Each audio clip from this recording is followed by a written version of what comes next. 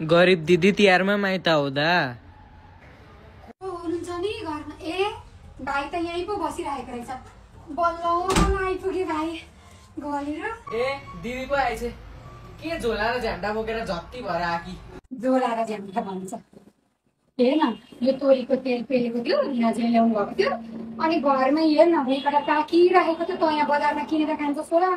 अनि कोला पनि पाकिरहेको थियो घरमा। भाइले खान्छ भनेर लिएर आए। यहाँ घिउ पनि छ। यसो तेरो केटाकेटीहरूले यसो खान्छन् भनेर ल्याइदिएको। के को झत्ती भन्छस्? पोहोर तैँले तिहारमा दिएको लुगा यही हो नि भाइ। जतन गरेर नलगाइकन माइत आउँदा मात्रै लाउनलाई राखेको थिएँ। जति भएर आएकी छैन। सफा छ धोएको छ। तँलाई माथि चढेको त मेरा छिमेकीहरूले त देखेनन् होला नि। छिटो गएर किचनमा राखिहाल तेरा कुमडा र कुटुरा। अनि धनी दिदी माइत आउँदा ओहो कान्छी दिदी आए जस्तो छ।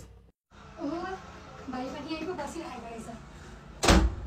गरेर बाटो बिग्रेर कस्तो आइरहेको। एक्लै आउनुभयो दिजु?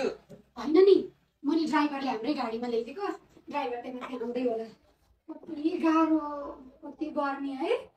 अनि कस्तो आउँदैछ त तिहार? तिहार त अब बब्बाल हुने पर्व हजुर आएपछि। मलाई पनि माइत आएपछि मात्र रमाइलो लाग्छ काले। त्यही भएर त माइत आउँछु त खुर्र लागेर तिहारमा पनि।